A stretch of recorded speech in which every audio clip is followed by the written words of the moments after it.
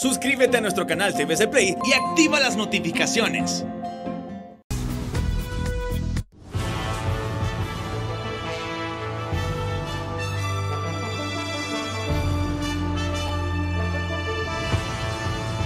Que sobre este código penal fue sustentado en el Congreso y por muchos juristas de que es mejor, que es más moderno, y la visión que se tenía desde el Código Viejo, que golpeaba más con la prisión preventiva algunos delitos.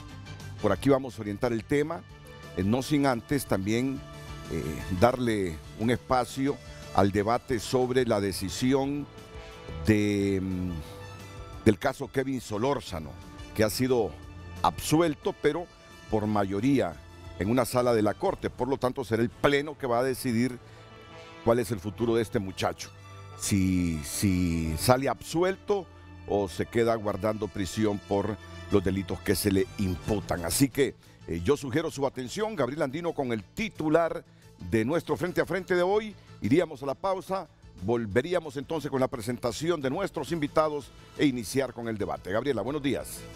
Muy buenos días, licenciado. Muy buenos días a nuestros televidentes. De inmediato le damos a conocer el tema de este viernes para que participe con nosotros en nuestras redes sociales. El caso Kevin Solórzano y la sustitución de medidas de la prisión para Marco Bográn y Alex Morae. @Frente a Frente HN en nuestras redes sociales en Twitter y Facebook para que deje sus comentarios, consultas y sugerencias en nuestras redes sociales. Hacemos una breve pausa comercial, pero ya regresamos. Frente a Frente presentó el tema del... Frente a Frente tenemos al abogado Raúl Suazo. Me acompaña aquí a mi izquierda el abogado Raúl Suazo. Bienvenido, abogado. Muchísimas gracias por la invitación. Muchas gracias por estar aquí usted. Igual para el abogado Marcos Zelaya. ¿Qué tal, abogado? Muy bien, muy buen día, licenciado Renato. Muchas gracias por permitirme participar en este importante programa de televisión que genera opinión pública y forma opinión en el pueblo hondureño. Muchas gracias, abogado Marcos Zelaya. Hoy así se distribuyen los titulares de 5 columnas de los medios impresos, de los medios de papel. El Heraldo investigan ruta del dinero de hospitales. El Heraldo recibe informes de que con el apoyo de asistencias internacionales se investiga la ruta de los 48 millones de dólares que Inves Honduras pagó por los polémicos hospitales móviles. El dinero se transfirió a una cuenta en Estados Unidos, pero de ahí salieron fondos para Turquía, donde se hicieron los hospitales, Guatemala, de donde es Axel López, y Panamá, conocido como un paraíso fiscal.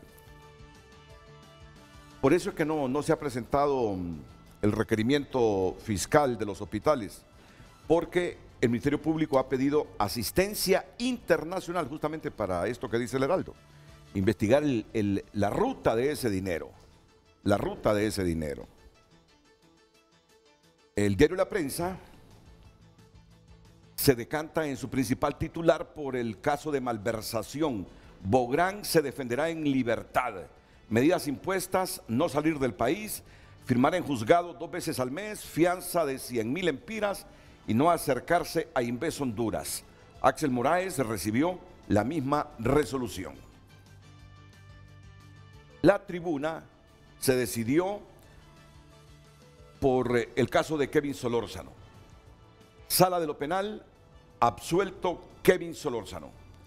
Pero como fue por mayoría, no fue por unanimidad, entonces el caso pasa al Pleno. Y el Pleno va a decidir si absuelve o no definitivamente al señor Kevin Solórzano, acusado de matar a un exfiscal, Edwin Aguirre.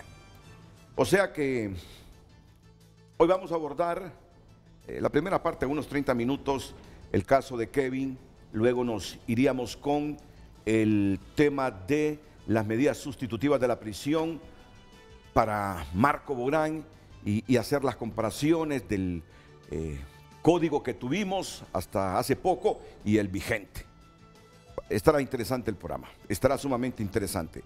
Voy a presentar entonces a los abogados Yair López y Celeste Cerrato, que son los apoderados de Kevin Solórzano. Uno sabe cómo estos abogados se han dedicado al caso en mención. Ya tenemos varios años de seguir la evolución de este caso, el momento cuando fue condenado Kevin Solórzano. Yo pensé que este caso se había quedado ahí, o que se quedaría ahí. Pero miren, el caso pasó a la sala de lo penal y esta por mayoría dijo absuelvan a ese muchacho. Y ahora falta otra instancia, que es el pleno. Y aquí 15 magistrados van a decidir si ratifican una condena o lo absuelven. Me imagino que desde la perspectiva jurídica para un defensor, un caso o una resolución como la de ayer representa una satisfacción. Abogado López, abogada Cerrato, buenos días. Buenos días, Renato. Buenos días a los colegas que lo acompañan en el set.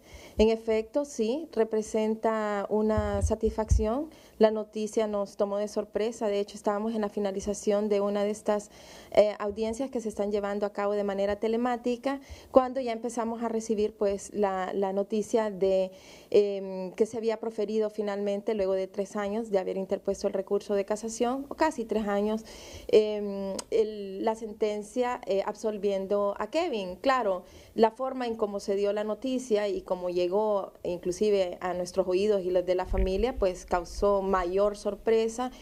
Luego nos dimos cuenta que era un fallo por mayoría, sin embargo, nos parece un fallo positivo porque una vez que lo tengamos en nuestras manos, pero a partir del comunicado podemos ya ver que se trata de una sentencia muy bien estructurada, analizada, fueron 3 años de análisis, no podemos esperar menos de la Sala de lo Penal que emitir una sentencia con un nivel técnico jurídico propio del más alto órgano jurisdiccional del país. De tal forma, pues, que sí representa para nosotros una satisfacción ver una luz al final del túnel ya en esta última o penúltimo peldaño en la resolución definitiva del caso de Kevin Solórzano y bueno, pues con expectativas muy altas sobre cuál va a ser la decisión definitiva ya del Pleno de la Corte Suprema de Justicia. Bueno, Honduras se dividió con este caso. Abogado Yair López, un segmento de la población que estaba convencido que el señor Solórzano era el autor de este crimen y otro segmento de la población que creía en la inocencia de Kevin Solórzano. ¿Hay algunos elementos que ustedes tengan ya como anticipo del argumento de esta sala penal para absolver a Kevin Solórzano, abogado López? Sí, buenos días, Renato. Buenos días a los colegas ahí en el set. Y buenos días a la población hondureña. Sí, mire, en efecto, el caso de Kevin siempre generó un interés ciudadano porque la ciudadanía precisamente detectó de que se estaba cometiendo una injusticia en contra de una persona que era imposible que se ubicara en 2 lugares al mismo tiempo y que afortunadamente habían elementos de prueba confiables como ser videos, llamadas, registros de llamadas, ubicación de él en lugares específicos a través de estos sistemas de información celular que permiten establecer esa ubicación y entonces por eso siempre llamó la atención. Yo más bien diría de que mayormente la población hondureña ha creído en el caso de Kevin y se ha identificado con esta injusticia, pero al final de cuentas a Kevin lamentablemente pues de manera sistemática se le fueron afectando sus derechos fundamentales, faltó una investigación completa por parte de las autoridades, se le llevó a juicio con ese apresuramiento y bueno, ya conocemos toda la historia que ocurrió hasta que se le dictara una sentencia condenatoria, pero Kevin nunca bajó su cabeza. Él inclusive cuando salió del tribunal de sentencia en esa noche de febrero de hace algunos años, él dijo, voy a demostrar mi inocencia, porque él siempre ha sido claro con eso, porque él no participó en este hecho. Y ahora, con esta resolución proferida por mayoría por la Sala de lo Penal, debemos aclarar que es en un recurso de casación. Frente a la sentencia definitiva que dicta un tribunal de sentencia, solo cabe esta herramienta, el recurso de casación. Pues el recurso de casación de Kevin tiene 6 diferentes motivos, cada uno tiene su propia explicación, es decir, 6 violaciones diferentes que Kevin sufrió con el dictado de esta sentencia. Y la sala de esos 6 motivos ha reconocido que 4 de ellos son válidos, es decir, y de diferentes formas. El el primero, el primordial que recoge la sala es la violación de su estado de inocencia. Una persona, Renato y pueblo hondureño, solo puede ser condenado si hay prueba suficiente y que genere seguridad y certeza en un tribunal para condenarle. Pues bien, la sala ha dicho de que ese derecho fundamental de él ha sido quebrantado porque no existe prueba suficiente para su condena. Entonces, ese es el primer punto que establece. Y claro, como derivación de ese primer punto de violación de su estado de inocencia, la sala está mandando que él debe ser absuelto, porque así debe resolverse ese primer motivo cuando un tribunal de casación, como en este caso, detecte esa afectación de su estado de inocencia. Pero también ha recogido otras violaciones distintas a reglas esenciales del proceso y también en la manera que se dictó la sentencia. La resolución de la sala por mayoría ha señalado de que en la valoración de la prueba efectuada por el tribunal de sentencia y respecto de los medios de prueba que sirvieron para condenar a Kevin, hubo contradicciones enormes en la manera en que los jueces interpretaron esas pruebas. Y entonces también recoge ese vicio en la sentencia, como también recoge otro donde al momento de dictarse la sentencia excluyó prueba fundamental y de valor decisivo que de haber sido tomado en cuenta seguramente el fallo hubiese sido de otra manera.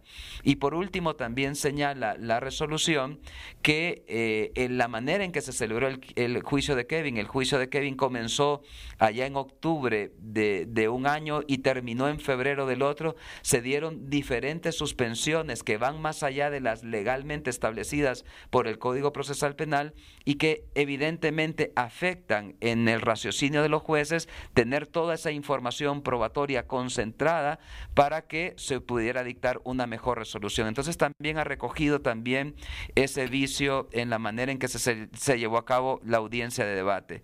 Entonces, frente a ello, Renato, lo que ocurre es que, como ya sabemos, el caso debe pasar al Pleno de la Corte Suprema de Justicia, pero al menos se han recogido 4 violaciones de las 6 reclamadas por la defensa y da esa posibilidad para que el Pleno de la Corte Suprema de Justicia valore esos 4 vicios identificados en la sentencia de la Sala de lo Penal y que finalmente el caso de Kevin pueda ser aclarado en razón de la justicia que él bien merece. Y se declaró no al lugar el tercer y cuarto motivo, el segundo y tercer motivo de la casación referentes a la denuncia de violación del debido proceso por inobservancia de principio de juez natural del artículo 90 de la Constitución de la República. Nadie puede ser juzgado sino por juez o tribunal competente con las formalidades, derechos y garantías que la ley establece, y la violación del derecho de defensa por inadmisión de medios de prueba, artículo 82, Constitución de la República. El derecho a la defensa es inviolable. Son los 2 motivos que declaró no al lugar esta sala. Pero bueno, uno de los motivos, el quebrantamiento material de la inocencia, le permite al señor Solórzano obtener su libertad. ¿Cómo está el asunto? ¿Hay que esperar la sentencia del Pleno para que salga del lugar donde está privado de su libertad el señor Solórzano, abogada Celeste Cerrato? Sí, definitivamente, y esto pasa porque tal como lo manda la propia sentencia, pues el expediente, sus antecedentes y la sentencia que ha sido proferida, sea elevada al Pleno de la Corte Suprema de Justicia.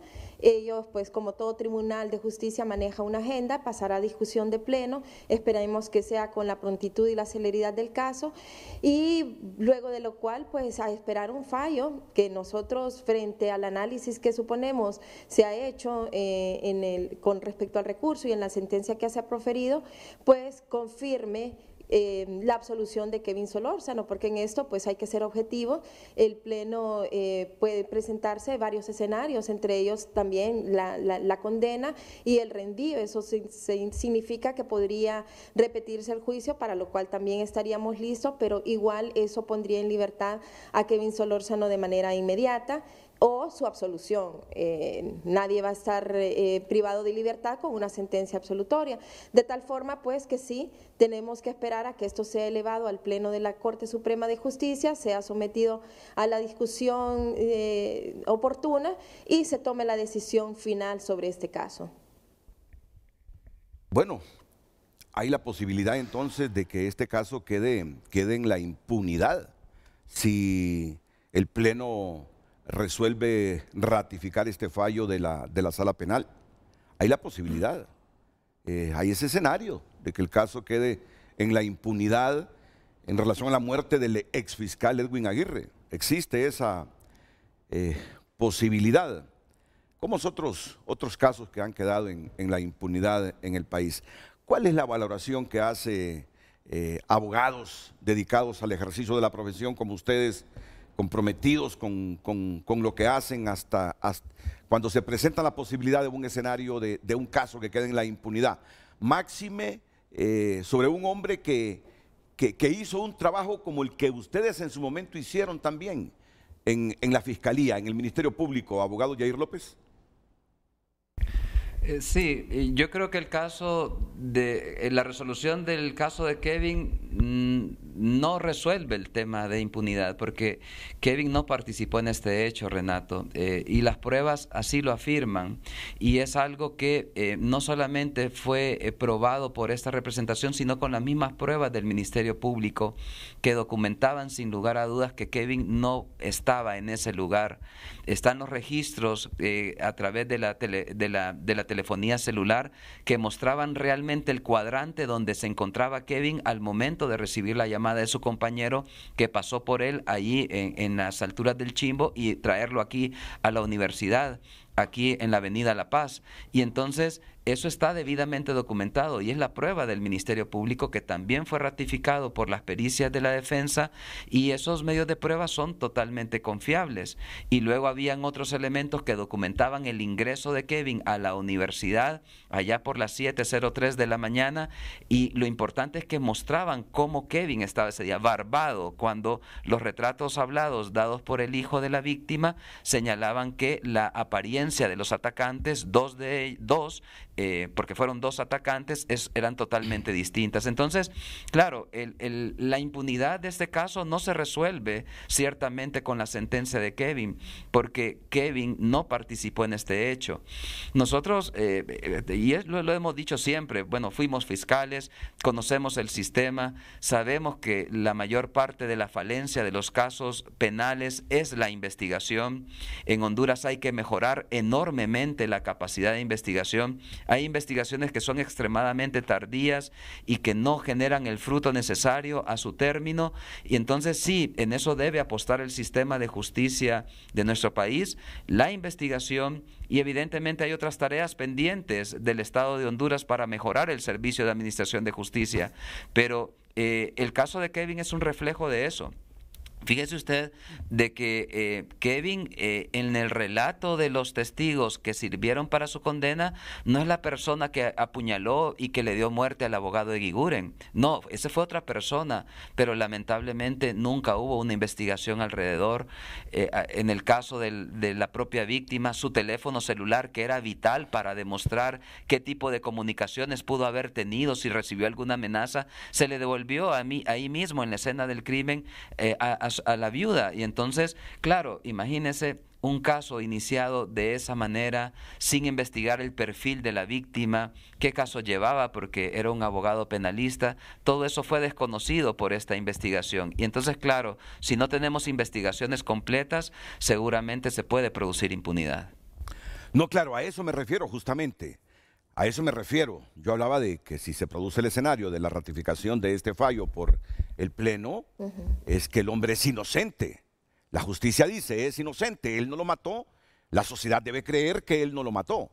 Yo me refiero a la impunidad, que si no pudo probar nada el Ministerio Público en ese escenario, en el escenario de que falla a favor el Pleno, en los meses, años posteriores, cercanos a la muerte del fiscal Aguirre, imagínense si se va a reabrir el caso, si habrá otra investigación, que a lo mejor no. Por eso es que el caso quedará en la impunidad, porque se comprobó que el señor Kevin Solórzano es inocente, pero no tendríamos entonces a los autores materiales del asesinato de Kevin Aguirre, a eso me refería.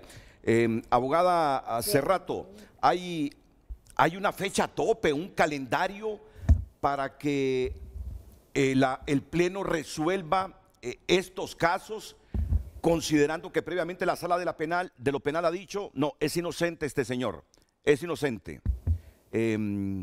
O hay que esperar ahí, hacer fila ahí por los casos que tiene que resolver el Pleno.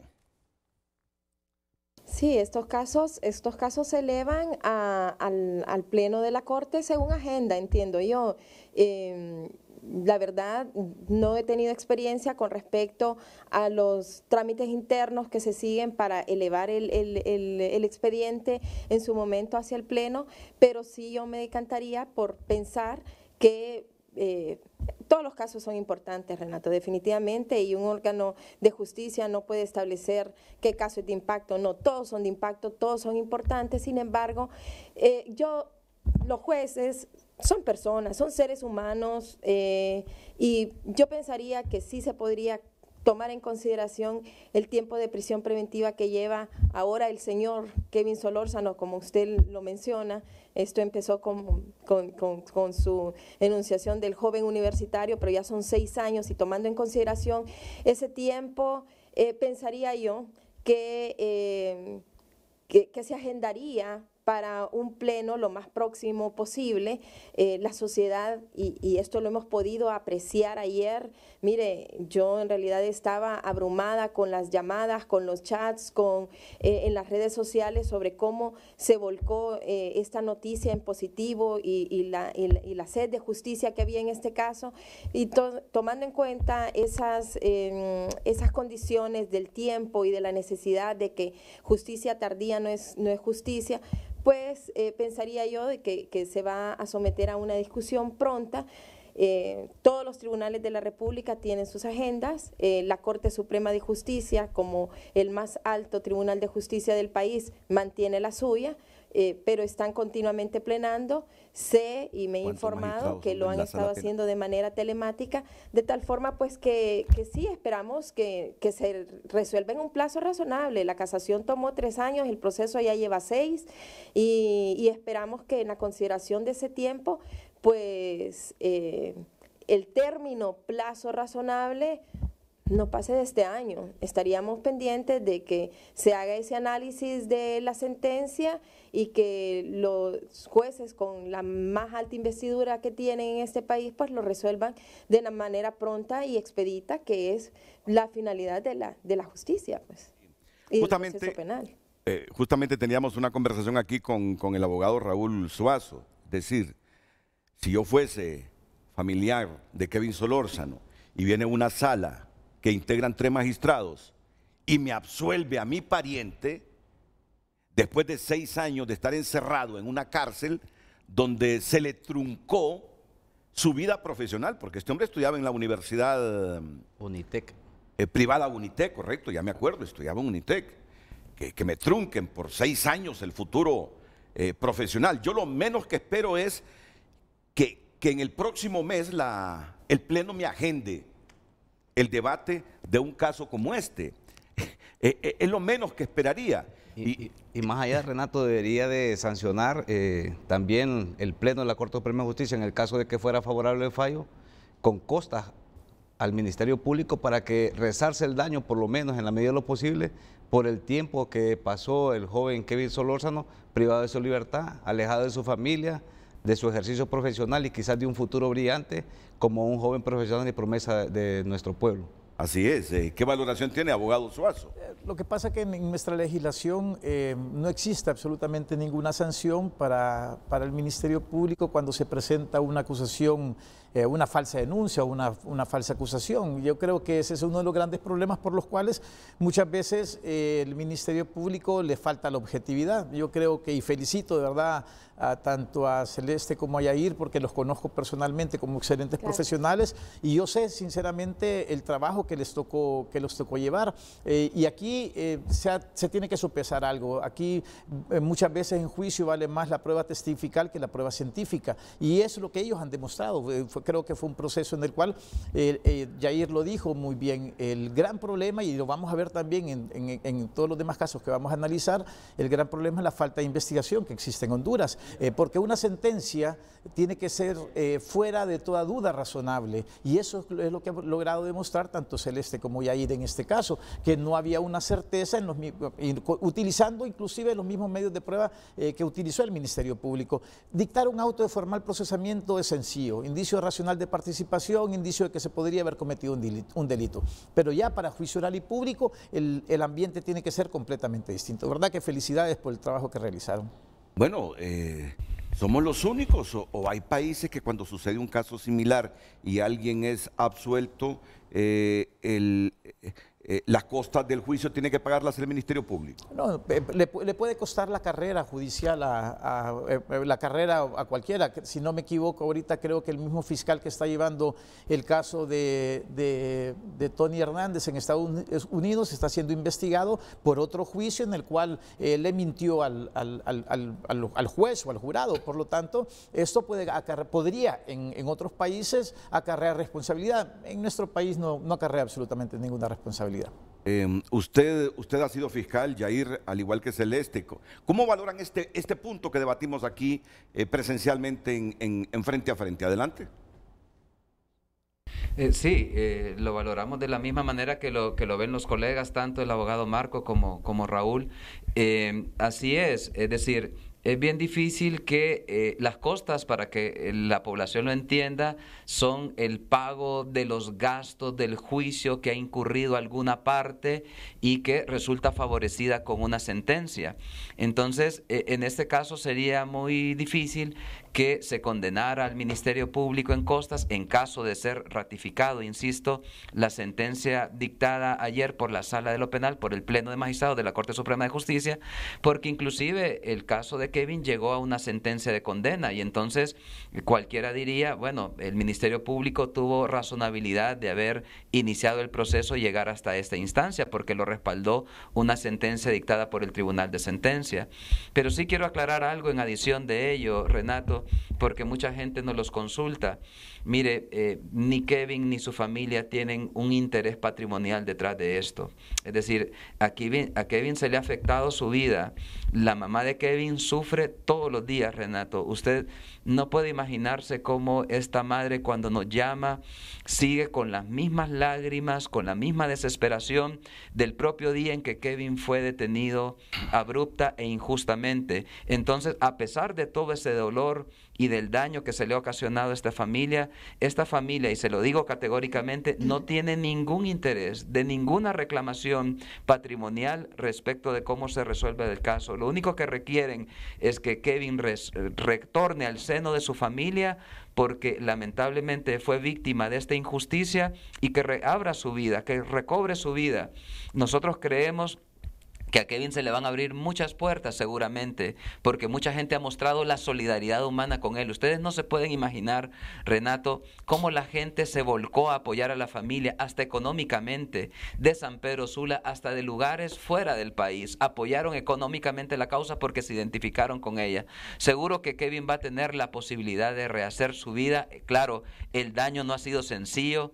Kevin ingresó a la cárcel siendo casi un niño, 19 años. Hoy tiene 25 años, es un hombre y donde se ha formado los últimos años, imagínense ustedes en una cárcel. Pero tiene la posibilidad y hay que tener la fe en Dios de que Kevin va a recobrar su energía para reabrir su vida y esperamos ciertamente que ese sentido de justicia en favor de él y su familia sea el sentido y el espíritu que impere en los señores jueces al momento de definir ya de una vez por todas este caso. Y una última pregunta para la abogada Celeste Serrato. Ya lo mencionaba Yair, 6 años de prisión en una cárcel de Honduras donde no hay nada de rehabilitación. Esa cárcel no tiene nada de rehabilitación en Honduras. ¿Cómo ha influido en la personalidad de Kevin Solórzano esa prisión de 6 años, abogado Celeste Cerrato? Pues mire, ha sido muy duro, pero bueno, nosotros siempre hemos tenido la posibilidad de interactuar de manera directa con Kevin. Al principio visitándole de manera continua. Hoy, con esta situación del COVID, pues obviamente los abogados tenemos una restricción enorme para hacer visitas y eso se entiende, no vamos a propiciar contagios ni mucho menos. Kevin incluso fue uno de los que se vio contagiados con el COVID-19 y ha sido una etapa durísima. Sin embargo, fíjese, Renato, que si bien es cierto, Kevin terminó su adolescencia en el recinto penitenciario, el hecho primordial de contar con el apoyo continuo de su familia, su madre, las visitas permanentes, porque doña Ana Betty Hernández desde el día cero no ha dejado de visitar a su hijo en el recinto penitenciario. Eso lo ha mantenido a él firme en su formación de hogar. Es un muchacho que se mantiene firme en sus principios cristianos, duerme con su conciencia tranquila, nos lo ha manifestado. Incluso ayer tuvimos una comunicación con él, obviamente dentro de las limitaciones que existen con la comunicación en los centros penitenciarios, pero a raíz del COVID, pues sí se tiene comunicación telefónica con los abogados. Hemos podido explicarle sobre las consecuencias jurídicas de su caso y mire, yo he quedado sorprendida. La prudencia, la paciencia con la que Kevin Solórzano ha recibido esta noticia. Es un muchacho sumamente inteligente, comprende de manera muy rápida las explicaciones técnicas que se le brindan sobre el caso. Imagínese usted, él recibió la noticia, se propagó de inmediato por el recinto penitenciario de que había sido absuelto y de que tenía que su libertad se iba a dar al día siguiente. Él, con mucha prudencia, lo primero que pensó fue en esto tengo que confirmarlo con mis abogados. Tuvimos una comunicación muy rápida porque en el centro penal pues así es, pero con el tiempo suficiente para explicarle. Y yo sinceramente, frente a 6 años que ha estado ahí, admiro mucho a Kevin. Tiene un carácter y una personalidad excepcional, un joven con mucha entereza, mucha confianza, confía en las autoridades de su país, no obstante de lo que ha sufrido. Así que es un muchacho que se mantiene. Yo podría casi asegurarle que Kevin no es de las personas que ha quedado absorbida por el sistema penitenciario. Obviamente le ha afectado, no es lo mismo desarrollarse en un ambiente común, ordinario de libertad, a desarrollarse en un ambiente de privación de libertad, en un recinto donde no hay garantías de ningún tipo, ni rehabilitación, como usted lo ha manifestado. Pero Kevin, gracias al apoyo de su familia, pues se ha mantenido en su formación y bueno, con las afectaciones propias de un recinto que no ofrece nada, más allá de pues tal vez algún tipo de actividad física.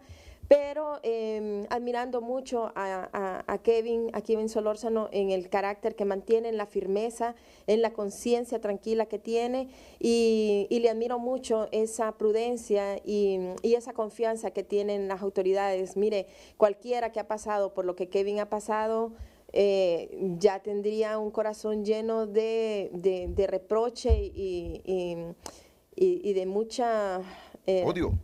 Venganza. De mucho odio, sí, pero no es el caso de Kevin, por lo menos no desde la perspectiva que a mí me consta, porque hemos hablado con él y él siempre habla con suma prudencia y se refiere a las autoridades con mucha confianza, así que no una afectación lógica de cualquier ser humano, pero muy paciente y muy prudente. Muy bien.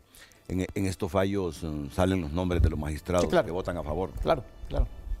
Tiene que haber un voto, que haber un voto, el voto disidente que se llama, tiene que ser explicado. Muy bien. Mensaje final, abogado Yair López. No, Renato, únicamente agradecerle a usted. Recuerdo yo cuando el caso de Kevin se ventilaba en los tribunales a nivel de juicio, y cómo usted y su programa Frente a Frente siempre fueron abiertos con este caso, porque como periodista correcto que usted es, lo que se busca en este, como en cualquier otro, es el descubrimiento de la verdad. Y nunca hay que renunciar a eso, ¿verdad? Ese es el propósito del proceso penal, que se descubra la verdad de los hechos, y ese ha sido precisamente el espíritu de su programa y de usted particularmente respecto del caso de Kevin Solórzano. Y nosotros eso es lo que ha imperado también. Nuestro único interés es que se descubra la verdad respecto de Kevin y demostrar en este caso específico con convicción suficiente de que él no participó en estos hechos. Y esperamos, como bien lo dijo la abogada Celeste, de que pronto se pueda producir esta resolución.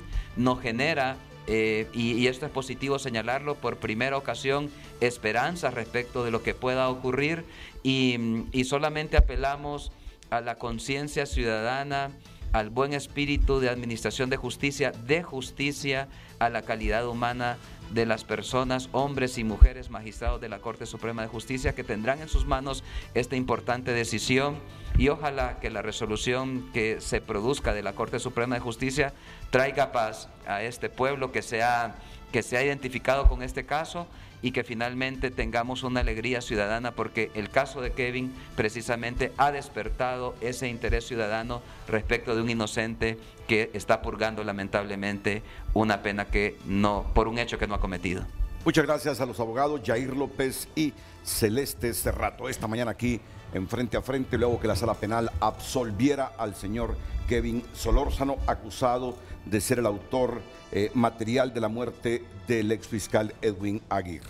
Muy bien, vamos al segundo tema de esta mañana aquí en Frente a Frente, analizado con los abogados Raúl Suazo, Marco Zelaya, don Hermes Ramírez, que lo tenemos también en pantalla. Ahí está don Hermes, muchas gracias. Marco Bográn se defenderá en libertad. Y esto nos lleva a hacer valoraciones del código que teníamos, código penal que teníamos, y del código vigente.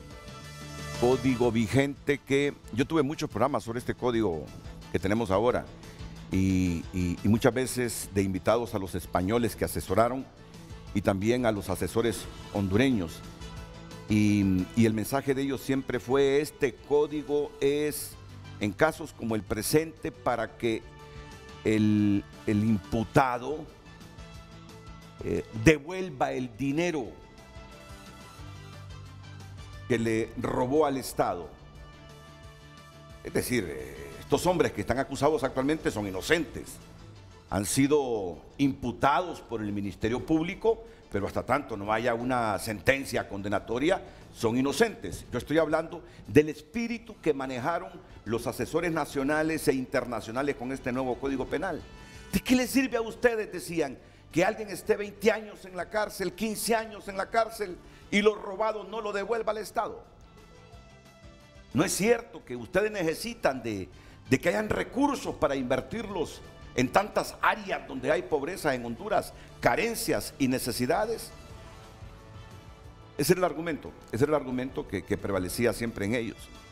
Pero bueno, los panelistas profesionales de las ciencias jurídicas y sociales van a tener, yo estoy seguro, un profundo debate a la luz de este caso de Marco Bográn y Alex Moraes, la comparación de ambos códigos, el que se nos fue y el que tenemos, después de la pausa comercial.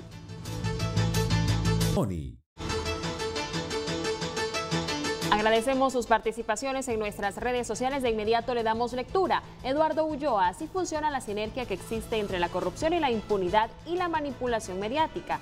En ambos casos crea perspicacia la libertad de Marco Bográn, y para desviar el malestar de la población dan la noticia de la absolución de Kevin Solórzano. Bienvenidos a otro circo mediático, comenta.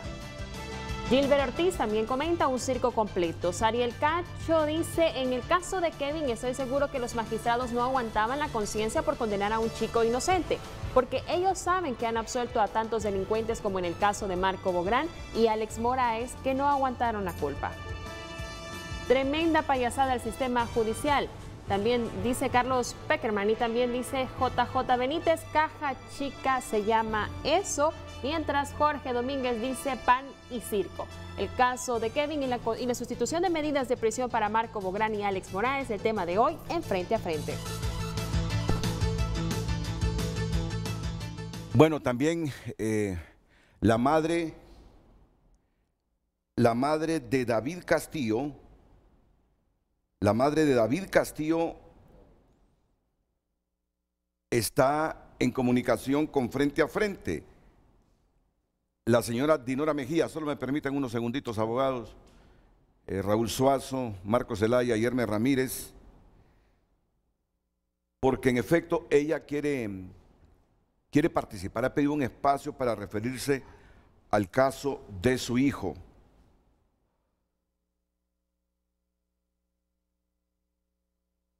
David Castillo, imputado en el asesinato del ambientalista Berta Cáceres. Ya hay varios condenados por este caso, del ambientalista Berta Cáceres, pero estamos en proceso de un juicio oral y público en el caso del empresario David Castillo, que también ha sido imputado en el asesinato de Berta Cáceres. Y su madre llama Frente a Frente porque quiere dar un mensaje a la ciudadanía. Adelante, señora Dinora de Castillo. Buenos días. Buen día, Renato. Le agradezco estos minutos que me va a proporcionar.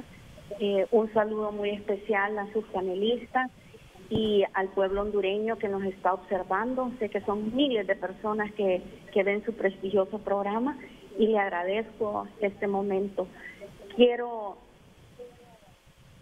decirle que estamos sumamente afectados con el caso de mi hijo. Han sido cualquier cantidad de violaciones que ha tenido en este proceso. Desde un comienzo nosotros estábamos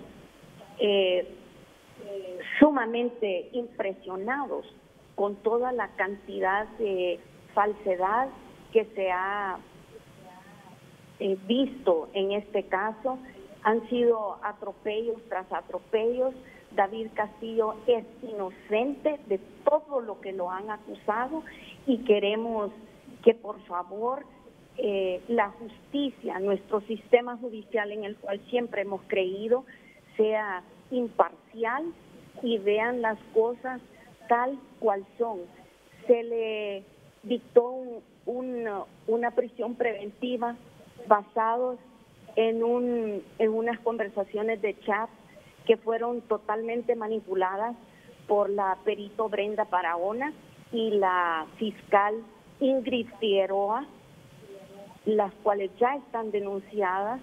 Jamás se hizo nada en cuanto a esto y nosotros optamos por pedir ayuda extranjera para poder demostrar con los vaciados telefónicos de los teléfonos de la señora Berta Cáceres y mi hijo, para que la gente, el Ministerio Público, las leyes, los jueces, los abogados, los fiscales se dieran cuenta de que David es inocente. Ya fue probado que hubo manipulación tanto por la agencia que se contrató en Estados Unidos y el perito mexicano de la Corte Suprema, y los dos concuerdan en lo mismo. Los chats fueron manipulados, ya está demostrado, no querían aceptar las pruebas.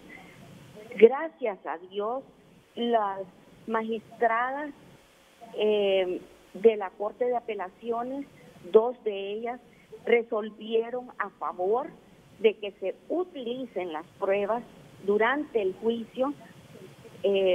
Al momento sabemos que la jueza que llevaba el caso fue removida un miércoles. El jueves nombraron como abogado que va a conocer el caso al abogado Carlos Irías de León, y el viernes tenía él que hacerse cargo de un juicio del cual no sabe absolutamente nada, porque no creo que en un día pueda un juez valorar todo un expediente de cientos de páginas y encima, al no tener los documentos originales que se demostraron, que fueron valorados por las magistradas, porque sencillamente fueron removidos del expediente, él tuvo que elevar el caso a un juicio. No le quedó más que hacer eso porque no contaba con los insumos que estaban originalmente en el expediente. Eso para mí es insólito, que quiten, remuevan documentos firmados y sellados originales de un expediente. Eso no puede estar sucediendo en Honduras. Nuestra justicia tiene que ser clara, transparente, imparcial, y no entiendo cómo ha sido violado tanto el proceso de David. Mi hijo es inocente. Él no estaba huyendo cuando lo detuvieron en San Pedro Sula. En realidad, él volaba. Ya no vivían aquí, para empezar. Dijeron que estaba huyendo de Honduras. No es cierto. Ellos vivían en Estados Unidos a raíz de lo que sucedió como al año y medio del asesinato de la señora Berta Cáceres. Lamentable todo el proceso, porque aquí no hay justicia. No hay justicia si condenan a David. Ya condenaron al señor Sergio Rodríguez, que tampoco tenía nada que ver. No hay ninguna prueba contra él, sin embargo, ya está condenado a 30 años. Y David tampoco tiene nada que ver. Eso ya fue demostrado. Y él sencillamente andaba en San Pedro Sula, que fue donde lo detuvieron, viendo a su padre biológico, que estaba sufriendo de un cáncer terminal. De hecho, se murió a los 2 meses. Ese jueves que David estuvo en San Pedro Sula fue el último día que vio a su padre vivo. Luego hacen toda esta barbaridad de cosas. Ahora ya tiene su prisión preventiva vencida.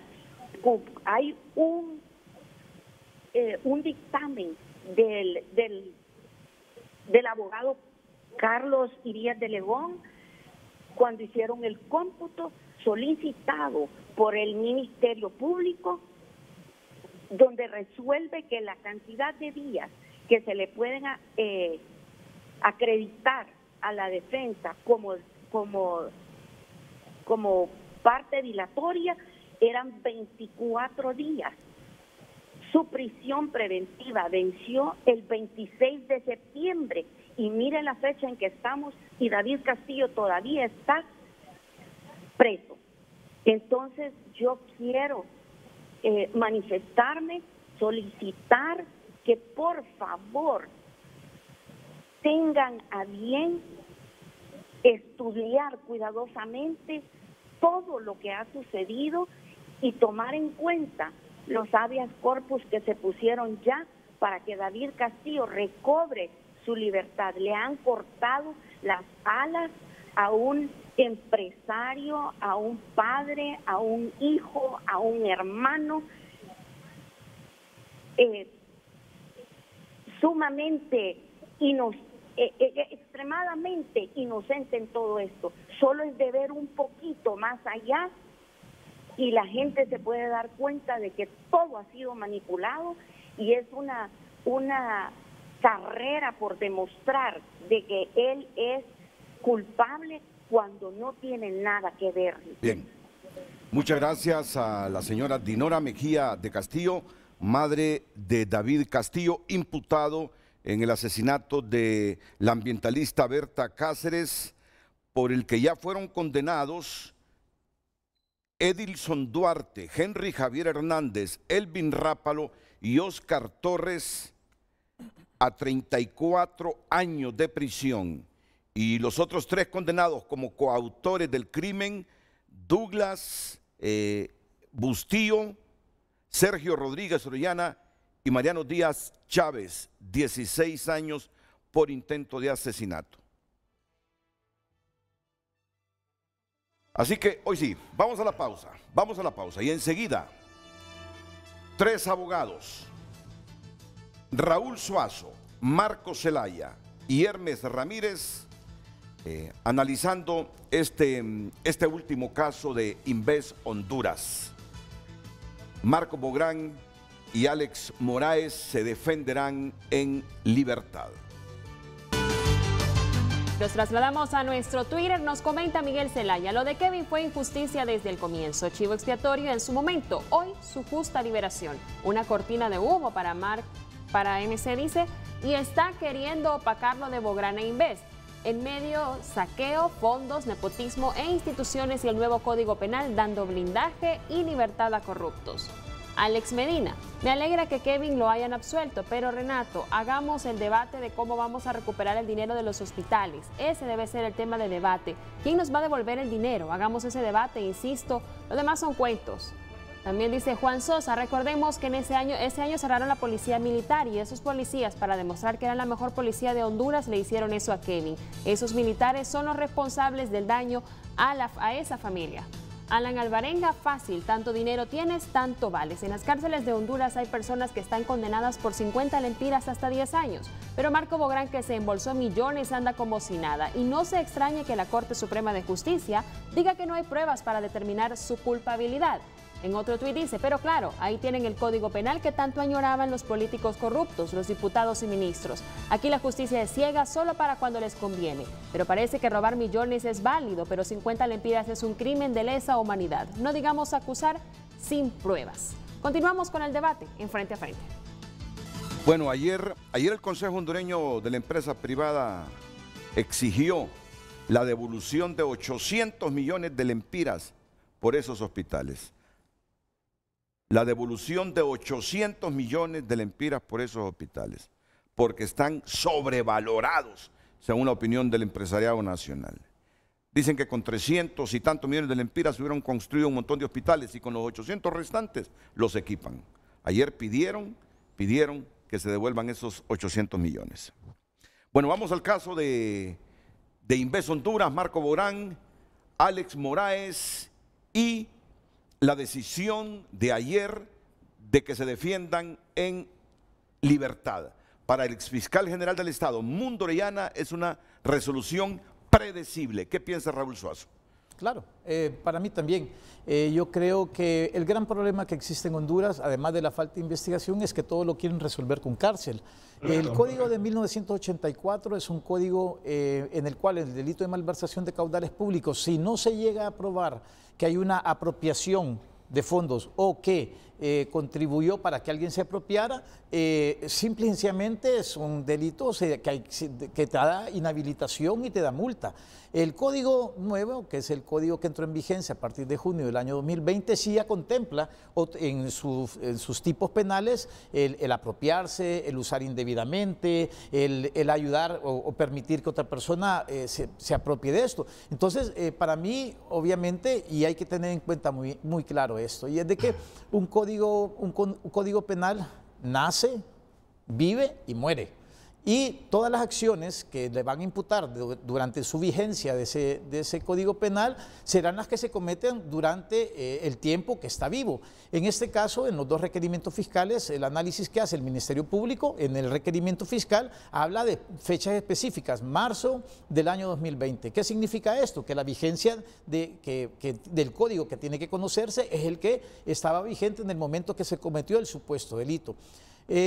Claro, obviamente, y me llamó la atención lo que usted dijo en cuanto a una portada de uno de los periódicos capitalinos, en cuanto dijo, bueno, se está siguiendo la ruta del dinero. Y eso es importante. ¿Por qué? Porque entonces aquí cuando ya se logre demostrar que dentro de la ruta del dinero hubo una malversación o hubo un fraude, entonces las circunstancias van a ser completamente distintas. Pero que el requerimiento fiscal se haya presentado en estos dos y que el juez haya decretado medidas distintas a la prisión preventiva, me parecía a mí desde lejos correcto. Lo que pasa que muchas veces en Honduras la ley no se le aplica a todo el mundo, la ley se le aplica a unos sí y a otros no, y eso es lo que es grave. Yo no voy a felicitar, por ejemplo, al presidente de la República por hacer carreteras, hospitales y escuelas. Ese es el trabajo de ellos. El trabajo de un juez es obviamente velar por los derechos inclusive por velar por los derechos del imputado, o sea, que tenga que haber un debido proceso, y ese es el gran problema que existe en Honduras, que muchos de los casos, que a veces son mediáticos, a final de cuentas la gente dice, ¿cómo le pudieron haber dado medidas sustitutivas si se robó tantos millones de lempiras? Es que el Ministerio Público no probó que se lo hubiera robado, demostró en el primero de los casos de que pudiendo haber mandado a las personas a un centro de triaje, los mandaron a un lugar, a un hotel, a menos de que pudieron demostrar que de esos 101,000 lempiras él recibió alguna coima, etcétera, otro. Si no, es simplemente una violación a los deberes de los funcionarios o una malversación de caudales públicos que iba a dar lugar a que tuviera medidas, porque nunca va a poder llegar a la cárcel por esos dos delitos. Pero yo creo que más adelante, a medida que se hagan vaciados telefónicos, a medida que se siga la ruta del dinero, a través de que ya los vaciados que hay de memorias USB y de computadoras se vayan dando a luz,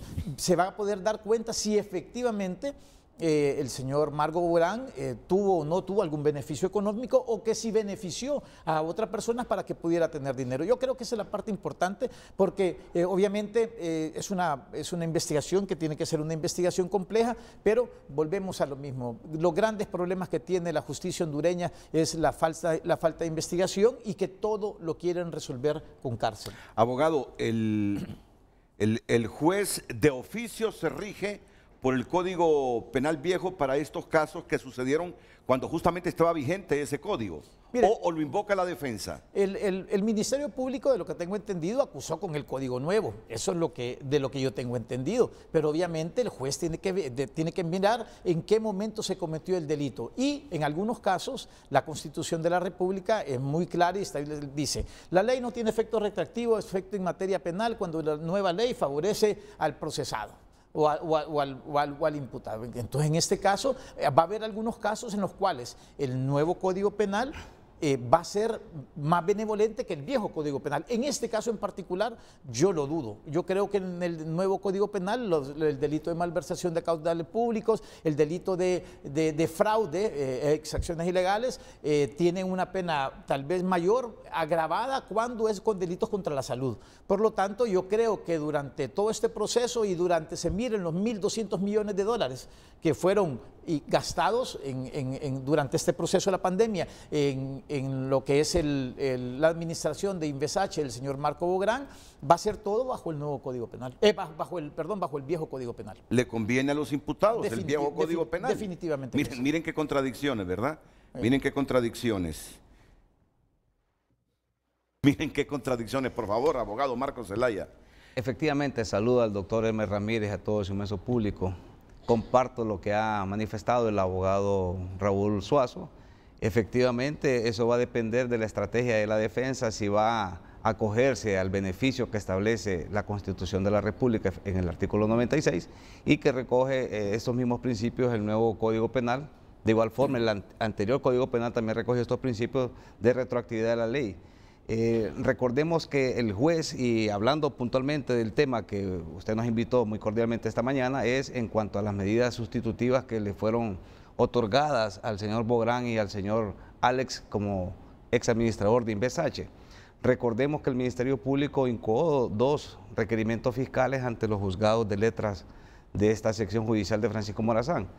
Sin embargo, los montos por los cuales se planteó y se hizo la relación sucinta de los hechos en el libelo acusatorio o contemplado en el requerimiento fiscal, para que pueda entender el público que nos está viendo o sintonizando esta mañana, es básicamente por la cantidad de 101,000 lempiras, y otro también por una cantidad que, como muy bien apuntaba el abogado Suazo, son delitos que inclusive la misma normativa procesal penal prohíbe que se otorgue una medida distinta a lo que es las medidas sustitutivas cuando el delito es menor de 5 años. Entonces, había una situación compleja porque recordemos que no es tanto el Código Penal, sino que es la parte eminentemente procesal penal, que es la que estamos nosotros tocando esta mañana, en cuanto a que si era prudente o no que el juez otorgara medidas distintas al señor Bográn por los dos casos. Y nosotros consideramos y coincidimos, por lo menos con el abogado Suazo, que efectivamente era crónica de una muerte anunciada, por decirlo de alguna manera, de que el juez, es más, estaba obligado a otorgarle medidas, dado de que la acusación no da el margen para que el juez pudiese otorgar una medida distinta a las que fue beneficiado el señor Bográn estos días que fue a la audiencia inicial y lógicamente a la audiencia de cajón de imputado en el segundo requerimiento que fue presentado por parte de la Fiscalía Especial que está manejando estos casos. Muchas gracias. Permítame hacer una pausa. Luego vamos a entrarle a un punto que es el clave. Estas son cuantías menores. Aquí está el escenario fuerte, el escenario mayor de posteriores acusaciones del Ministerio Público. La investigación de la ruta del dinero de esos hospitales. El Ministerio Público está recibiendo asistencias internacionales para investigar la ruta de los 48 millones de dólares que Invesache pagó por los polémicos hospitales móviles. El dinero se transfirió a una cuenta en Estados Unidos, pero de ahí salieron fondos para Turquía, donde se hicieron los hospitales, Guatemala, de donde es Axel López, y Panamá, conocido como un paraíso fiscal. Estoy seguro que ese es el evento que el público está reclamando ahí en los tweets que nos llegan a frente que abordemos, y el que genera más expectativas en la población. La ruta de ese dinero, ¿cuántos delitos se podrían configurar en esa investigación?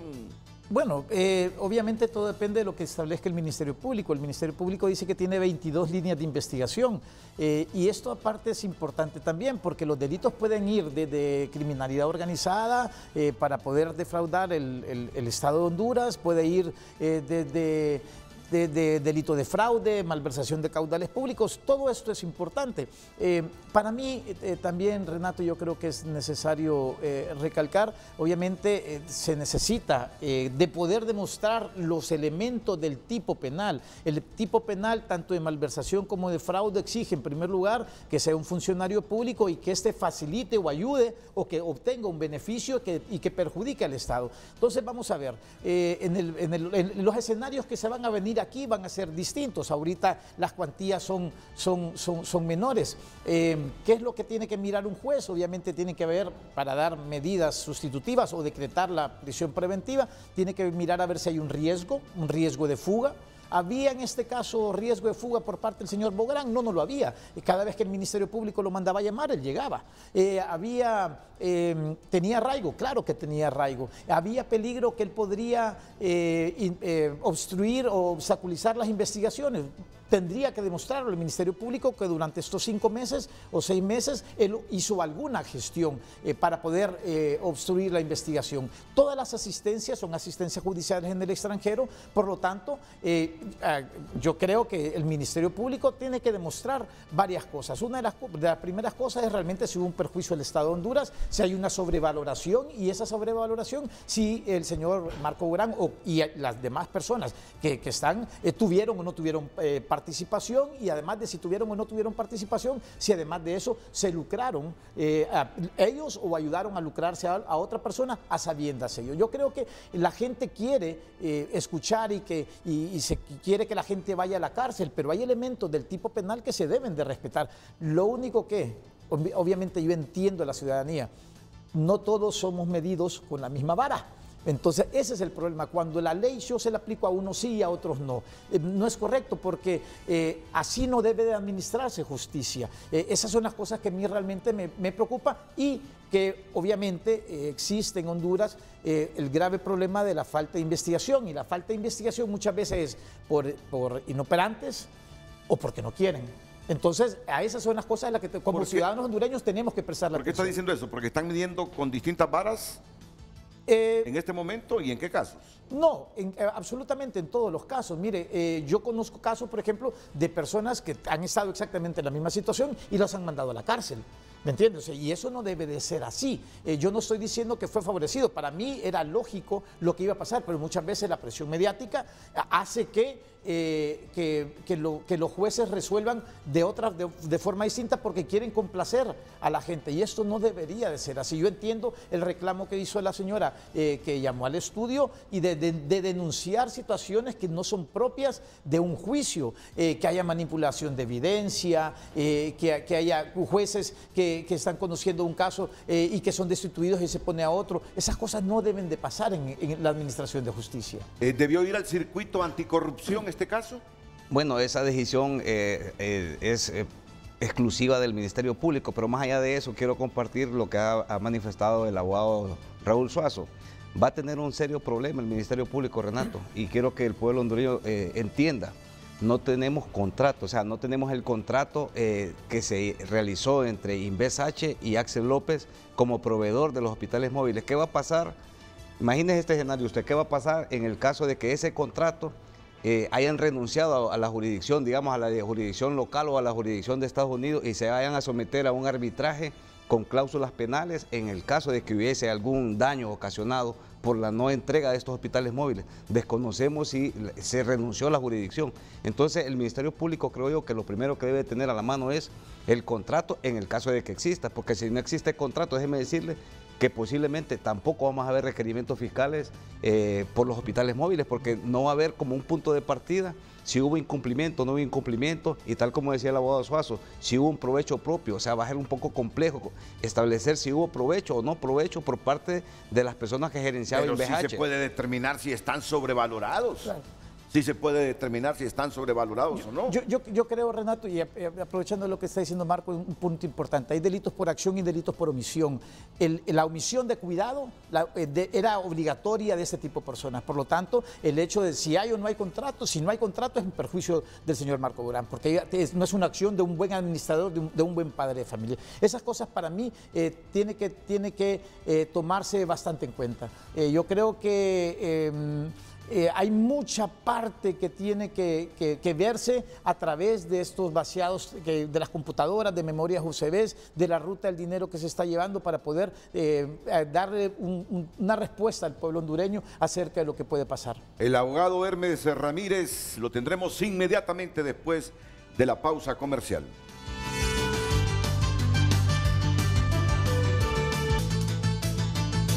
Continuamos dando lectura a sus mensajes. Yadira Gómez: es una vergüenza todo lo que sucede en nuestro país. Se burlan del pueblo. Honduras es la cueva de los narcos y delincuentes. Aquí no hay justicia para ellos. Y tienen el descaro de ya andar en campaña. No les importa el sufrimiento que han sometido al pueblo hondureño. Daisy Loa: un veredicto preestablecido. Eso es lo que está pasando en el caso del ingeniero David Castillo. Caso omiso a las pruebas. Las únicas pruebas válidas son las falsificadas por el Ministerio Público. ¿Qué pasa con este sistema? Fernando Gabriel Montalbán: aquí no hay justicia. David Castillo ha demostrado su inocencia y lo siguen privando de libertad. Este caso está viciado. No existe la transparencia ni la imparcialidad. También nos dice Kevin Alfonso Suazo: justicia para David Castillo, víctima de la corrupción que impera en el sistema judicial del país. Y Cristina Leal dice: la justicia en Honduras no está siendo transparente. Es una pena que este joven haya estado en oficios tanto tiempo siendo inocente. Es lo mismo que está pasando ahorita con David Castillo. Están mostrando las pruebas de que él es inocente y lo quieren tener preso. Continuamos con el debate en Frente a Frente. En este tema de los hospitales, dice el Heraldo en su edición de hoy que los fiscales han solicitado una serie de información y asistencia jurídicas internacionales a Estados Unidos, Turquía, Guatemala y Panamá a fin de evidenciar qué sucedió con los millonarios recursos en estos países. Y es que existen fuertes sospechas de que parte de los 1.174 millones de lempiras que se erogaron por la compra de los hospitales móviles fue depositada en cuentas particulares en el extranjero, con lo que se estaría constatando un mega fraude.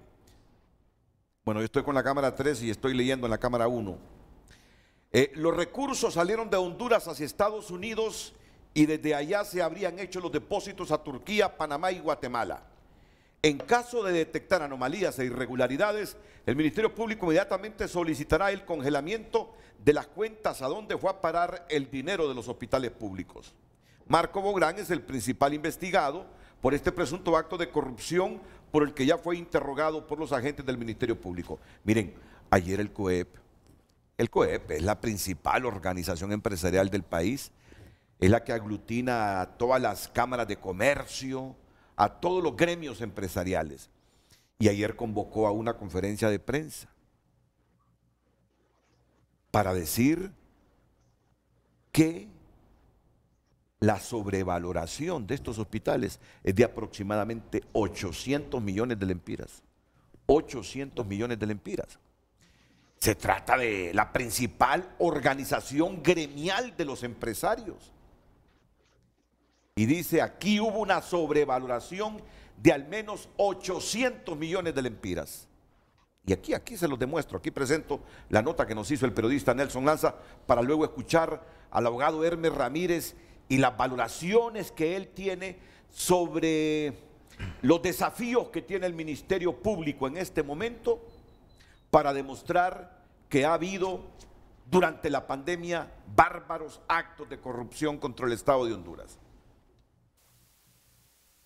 En medio de la turbulencia por la pandemia del COVID-19, el gobierno trató de solventar el problema sanitario con la compra de 7 hospitales bajo la figura de emergencia, acto que le costó al pueblo hondureño 1.168 millones de lempiras, cuando lo que se debió pagar por los cuestionados centros asistenciales de metal son 361.7 millones de lempiras según el COED. A criterio de la empresa privada, existe una sobrevaloración en dicha compra de 807 millones de lempiras, por eso piden la devolución del dinero. También queremos que ese dinero se devuelva. Entonces, aquí es un trabajo conjunto de todos los operadores de justicia del país, tanto Ministerio Público, Corte Suprema de Justicia y la Procuraduría General de la República, para que se inicien las acciones correspondientes. Para el COED no existe transparencia en la compra, mucho menos agilidad en la entrega. Hay incumplimiento al no entrar en operación los hospitales. Alegan compras de buena fe, pero fue una compra directa en donde no hubo contrato. Lo único que debían obviar era el proceso de licitación, pero sí firmar un contrato y exigir la garantía de calidad y tiempo de entrega. Pero la compra directa no quiere decir que no tiene una normativa para realizarla. Tiene normativas y también había que cumplir con todas estas garantías, desde la garantía de calidad, la garantía de cumplimiento.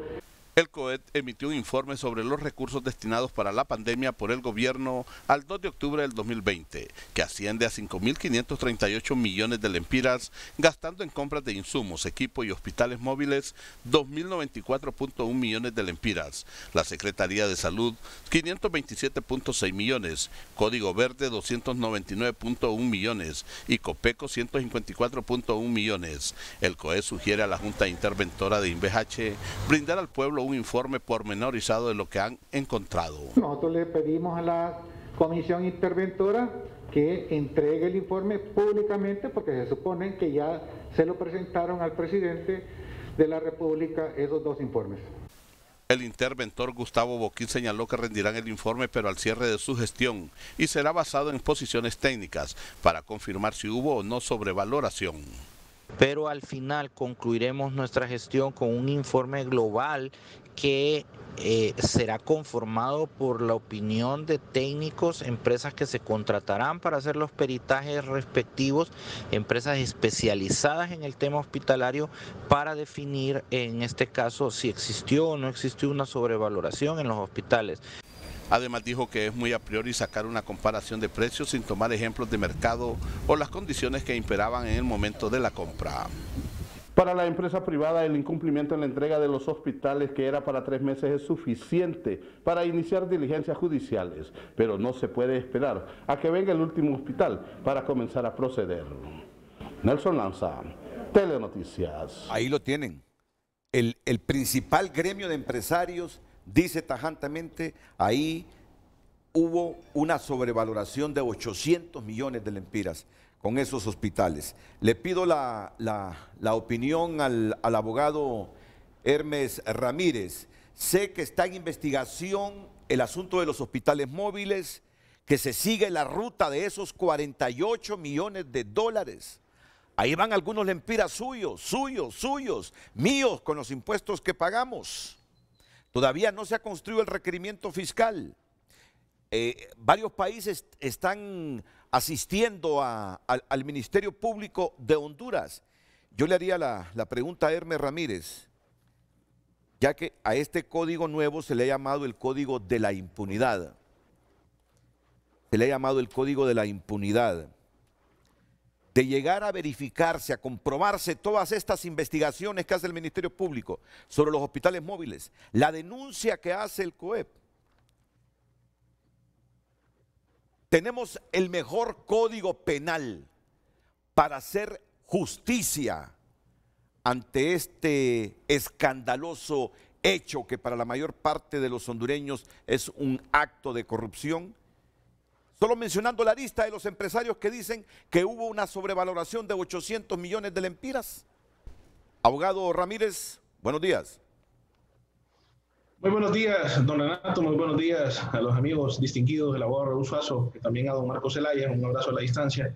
Por supuesto, Renato, tenemos un código que está a la altura, el nuevo Código Penal, de hecho, en este caso tipificaría esa primera acción contra don Marco Borán con una pena de 6 a 9 años, efectivamente por ser una conducta totalmente, en este caso, agravada. Debemos de recordar que se le han presentado 2 requerimientos fiscales, un requerimiento fiscal por el tema específicamente vinculado con aspectos de viáticos. Eso se ha catalogado en función del viejo código como malversación por desviación, y de acuerdo al nuevo código sería, en este caso, una malversación por aplicación oficial diferente, o sería una administración desleal al patrimonio con una pena de prisión. Entonces, como podrá observar usted, en el nuevo código, don Marco Borán enfrentaría un delito de malversación con pena de prisión, pero en el viejo, en este caso, que se le está beneficiando en este momento, ese delito del artículo 372 es una pena de malversación que no tiene pena de prisión, sino que tiene pena de multa, una multa de 50.000 a 100.000 lempiras que tiene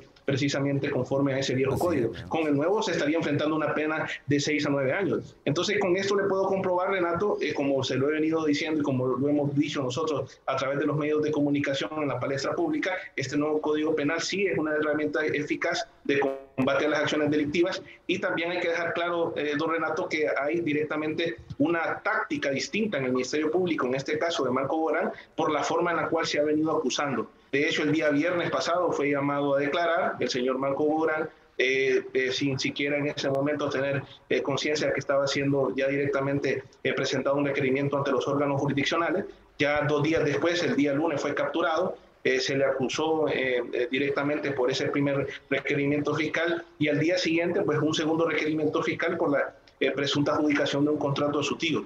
Como puede ver usted, vemos nosotros una acusación dosificada de parte del Ministerio Público, similar a lo que sucedió en el caso del Seguro Social, y esto, pues, de alguna u otra forma alenta, en este caso, lo que puede significar un escenario para poder esclarecer estos hechos.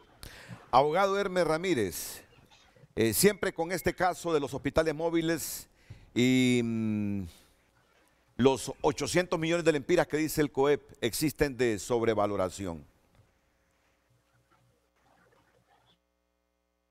Al comparar el código viejo, porque igual estos hechos se cometieron estando vigente el código viejo. El código del 83. Sí, el código del 83. Es correcto, el código. O sea que igual, por ese código se van a regir. Es correcto.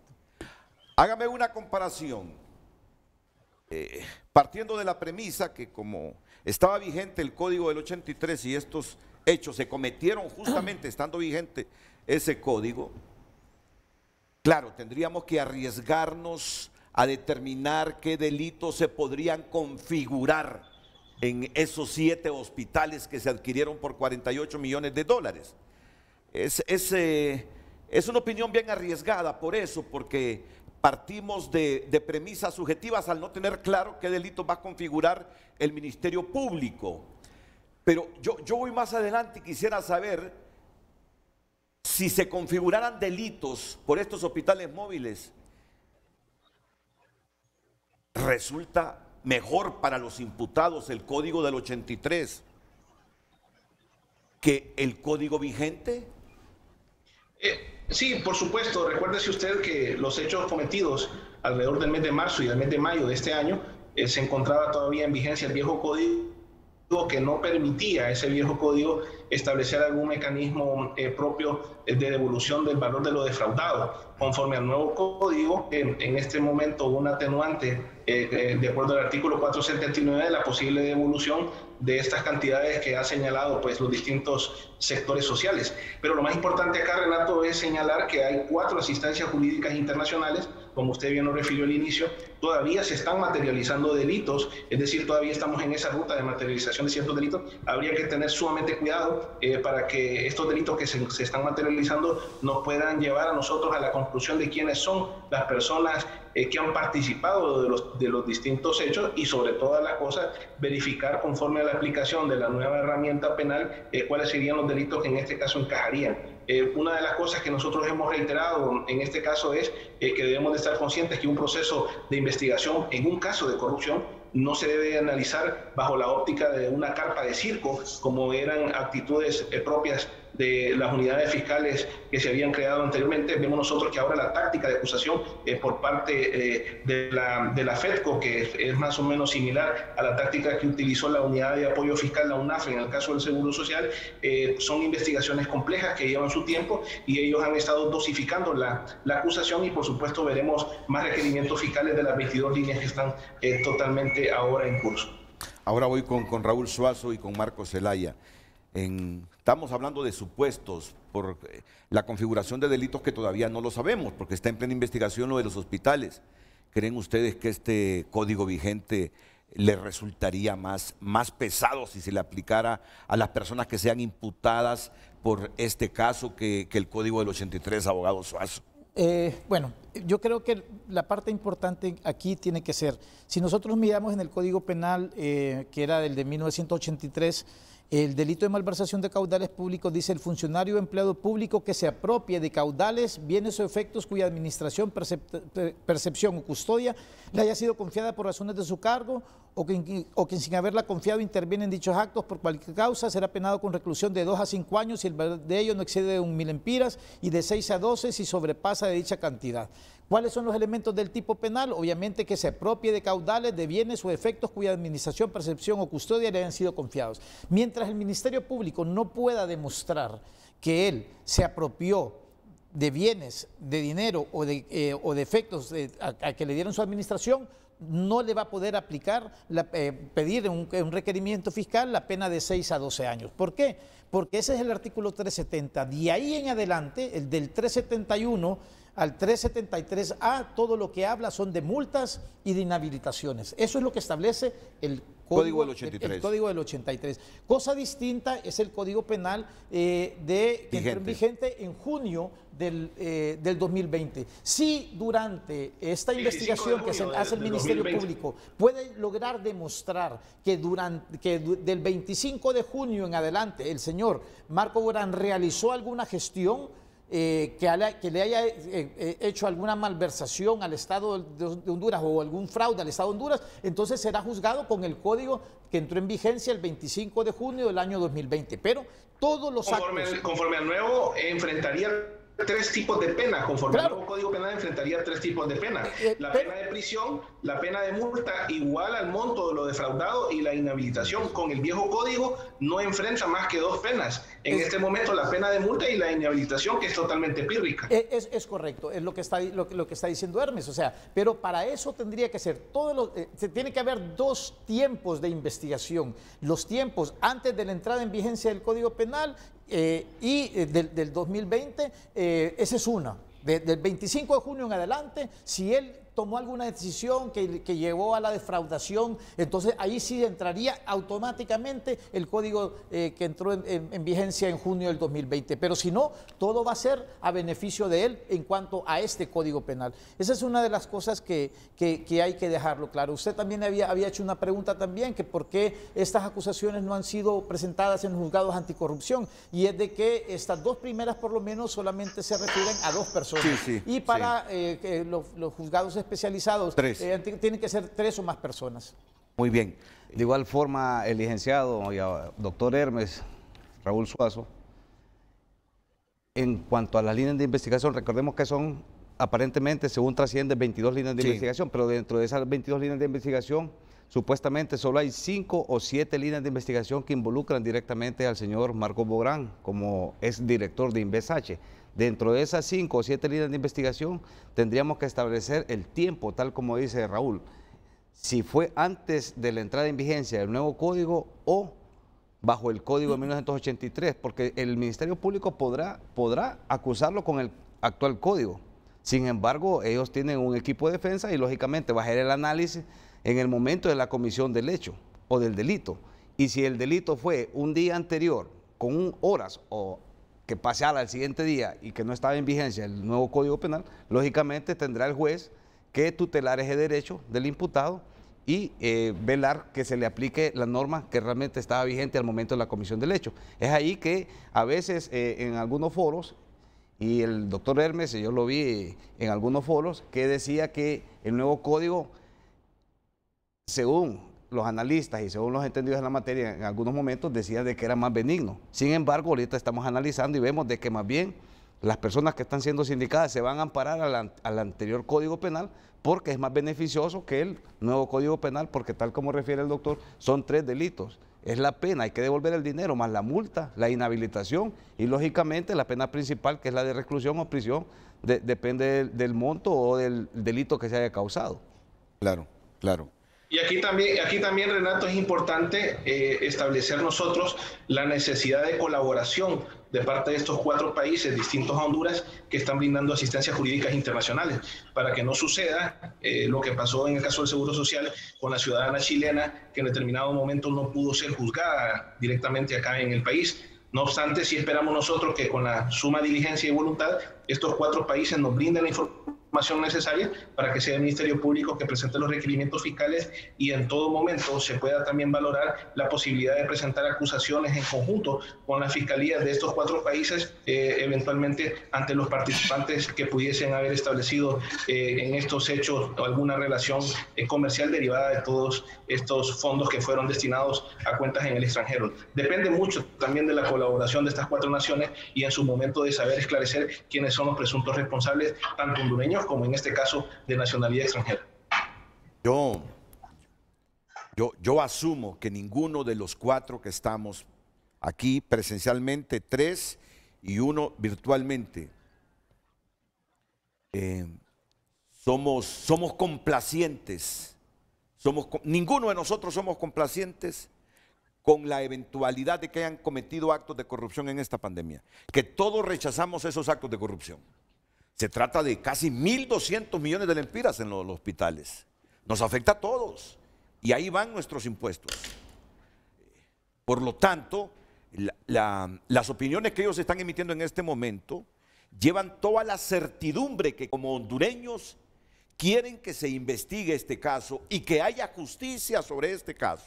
Y si es posible que podamos recobrar el dinero que se gastó en este caso, de llegarse a demostrar que hubo sobrevaloración y un montón de ilícitos.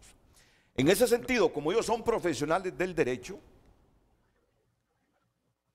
me están diciendo que resulta en los delitos que se pudieran configurar en este caso, más benigno el código del 83 que el código que está vigente.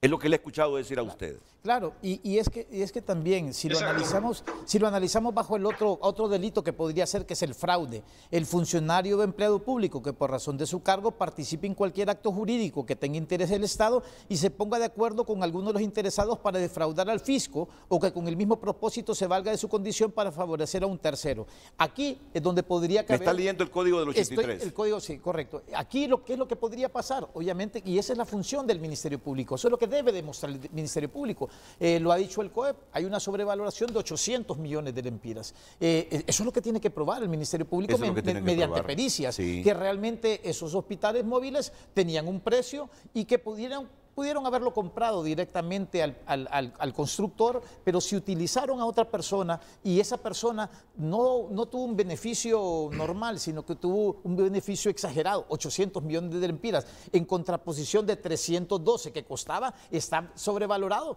3 o 4 veces más. Entonces, si el Ministerio Público, eso es la función del Ministerio Público, demostrar que efectivamente se ayudó a una persona o se puso en contubernio con una persona para favorecerla. Por lo tanto, yo no digo que no va a llegar ese momento en el cual, imagino yo, el Ministerio Público, que tenga certeza de esos extremos, vaya a presentar requerimientos fiscales, no por malversación de caudales públicos, sino por un delito de fraude. Y bueno, no está dicho todo en este caso. A uno se le hace difícil creer que en una sola persona haya tanta responsabilidad para decidir: voy a comprar estos hospitales por 48 millones de dólares. Recuerdo a mí me parece difícil creer que Marco Bográn fue el único que tomó esa decisión. Siempre se me ha hecho difícil. Creo que arriba de Marco hay otros que dijeron: hay que comprar estos hospitales. ¿Recuerda usted el caso del Seguro Social, haciendo alusión? El tema de... Perdón, el caso del Seguro Social, y de igual forma el señor Mario Zelaya era el director, pero arriba del señor Mario Zelaya había una junta directiva. En el caso de Invesache igual, opera de la misma forma, estaba el señor Bográn como director, pero también había una junta directiva. Pero la junta directiva ya se desvinculó y dijeron que ni los tomaron en cuenta para tomar esta decisión. Pero los delitos se cometen por acción y por omisión, y si dejaron de hacer lo que les correspondía hacer, será el Ministerio Público que va a determinar el grado de responsabilidad. Y arriba de esa junta directiva hay otros, que son las que toman las decisiones. Bueno, entonces ahí tienen que ir a los actores intelectuales o quienes fraguaron este concierto para delinquir, tal como lo dice el nuevo Código Penal, porque en aquel momento que estaba vigente el Código de 1983 no existía concierto para delinquir o los actos preparatorios. O sea, hay varias figuras que podrían de repente analizarse para poder, está la criminalidad organizada transnacional, que de repente podía ser también, como decía el doctor Hermes Ramírez, buscar las asistencias con los países vecinos para que así de una forma en conjunto se pueda llegar a esclarecer la verdad de lo que realmente sucedió en este descalabro de Invesache. Termino con usted este segmento, abogado Hermes Ramírez, para ir a la pausa. Sí, en efecto, existe una estructura de un consejo directivo. Habría que determinar ahí los grados de participación que tuvieron los directivos, también por qué renunciaron. Esa es una actitud omisiva. En este caso, en su momento, tomaron decisiones al frente. También las personas que colaboraron en el momento en el cual se determinó. Eso del tema de la contratación de hospitales móviles no es algo que nace precisamente de una parte esencialmente técnica de contratación. Eso nace de una experiencia en el área de la salud, que también tiene que determinarse quiénes son los que sugirieron contratar en este caso una empresa para elaborar hospitales móviles, traer hospitales móviles y no hospitales en concreto, es decir, construidos como lo han mencionado algunos sectores. Pero debemos de esperar que se dé su curso. Recuérdese que estos casos son complejos. Hay que en este momento apoyar al Ministerio Público y pedirle a estos 4 países que se han mencionado directamente, Renato, usted hace un momento, que nos brinden toda la colaboración necesaria a través de los fiscales que están directamente coordinando FEDCO. Sí. Son 4 países, 4 países. Estados Unidos, Turquía, Panamá y Guatemala. Están asistiendo y facilitando la información. Con Estados Unidos ya tenemos experiencia de colaboración conjunta con ellos. Recuerdo mucho que vinieron fiscales e investigadores a casos del Seguro Social. Cuando me tocó ser director de Procuración Nacional, yo coadyuvé en la acusación de esos casos directamente a los directivos del Seguro Social, y vinieron asistencias internacionales y ellos participaron y declararon un juicio en favor de los intereses del Estado de Honduras. Con Estados Unidos no le vería yo problema, tampoco Panamá, porque con Panamá nos une también un lazo bastante estrecho en el tema de la investigación. Lo único que había que determinar en el conflicto de las leyes en el ámbito jurídico internacional, la relación con Turquía, que en este caso se centraría en la empresa y las personas que directamente recibieron el dinero en esa nación. Sería la única que me quedaría a mí la duda en Turquía, de acuerdo al conflicto de leyes internacionales. Bueno, vamos a la pausa comercial, retornamos ya para los comentarios finales.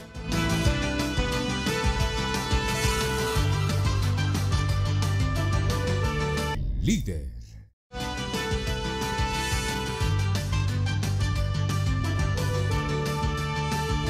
Bueno, ya para finalizar, ya para finalizar, me gustaría el comentario que me hacía en privado, que en algunos casos este código nuevo va a resultar más fuerte en sus condenas que el código anterior, que en otros casos penas del código del 83 resultaban más fuertes que las del código vigente. Por favor, abogado. Claro, lo que estábamos platicando. Y es que, por ejemplo, hay delitos, por ejemplo, en el cual el nuevo Código Penal, el actual Código vigente, contempla penas mucho más fuertes. Ha habido mucha crítica acerca de este código. Yo fui también de las personas que lo critiqué muchísimo, pero lo que nosotros miramos fue que lo que hizo el legislador fue graduar las penas. O sea, si una persona antes se le encontraban con 10.000 dólares o arriba de 10.000 dólares y no podía justificarlo, la pena por lavado de activos era de 15 a 20 años, por decirle así, y le ponían 15 años. Y una persona que había lavado activos por 200, 300 millones de lempiras, también aplicaban exactamente la misma pena. Eso era con el código viejo. Con el nuevo código penal, ahora lo que hizo el legislador fue graduarlos. O sea, si andabas de 10.000 dólares a 1 millón de lempiras, entonces la pena es de tanto, de 1 millón de lempiras a 3 millones de lempiras o 5 millones, la pena es de tanto. Y así pasó en los otros casos. En el delito de malversación de caudales públicos, obviamente, en este caso, si el delito de malversación de caudales públicos no hubiera sido contra la salud del Estado de Honduras, que es una de las agravantes que contempla este nuevo Código Penal, entonces esa agravante hubiera hecho que la pena que se le hubiera a imponer hubiera sido tal vez a lo mejor más beneficioso que el de 1983. No, eso último no se lo entendí. El nuevo Código Penal, en el delito de malversación de caudales públicos, establece tiene agravantes específicas. Correcto. Y las agravantes específicas dice claramente que además del agravante, cuando supera la cantidad de 100.000 lempiras, y después dice, se debe imponer la pena respectiva prevista en cada supuesto, incrementadas en 1/3 si concurre alguna de las siguientes: los hechos recaen en bienes públicos de valor histórico, cultural o artística, o los hechos recaen en bienes destinados a servicios públicos de primera necesidad, la salud o institutos de previsión social. Por lo tanto, si como delitos contra la salud, se incrementa la pena en 1/3, por lo tanto, si no hubiera sido la malversación de caudales públicos en un delito contra la salud, tal vez la pena hubiera sido más beneficiosa que la del Código de 1983. Muchas gracias, abogado Marcos Zelaya. A usted, licenciado, muchas gracias, y también a los colegas que compartieron el panel y a todo el inmenso teleauditorio. Y antes de retirarme, quisiera, licenciado Renato, hacer un llamado al presidente de la Corte Suprema de Justicia, el abogado Rolando Argueta, que prometió a través de la sala penal mover los tribunales que están funcionando en una sede militar. Son tribunales civiles con jurisdicción militar, le llamamos nosotros los abogados que ejercemos independiente. Desconocemos las razones por las cuales en este momento pues no han cumplido con el traslado, porque eso lesiona el derecho de defensa y lesiona también el acceso a la justicia por parte de los familiares y el acceso al trabajo de los profesionales que en algunos momentos no le permiten el ingreso a este recinto militar con sede civil. Ok. Y muchas gracias, abogado Hermes Ramírez. Muchas gracias.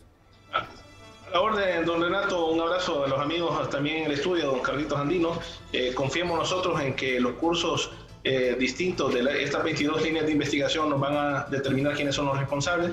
La aplicación conforme al nuevo código, en el caso de malversación, tiene un régimen escalonado, pues, que puede llegar a una pena de 9 a 12 años, en este caso cuando se refiere a aspectos de salud. Pero sobre todo lo importante es que la multa a imponer es igual o hasta 4 veces el monto de lo defraudado, conforme a esta agravante específica del artículo 478, que directamente está relacionado con esto. Un abrazo a la distancia, como siempre, a la disposición. Bueno, y en especial las gracias para usted que nos ha visto hoy dentro y fuera de la República, las mañanas del 5 a continuación aquí en la pantalla líder.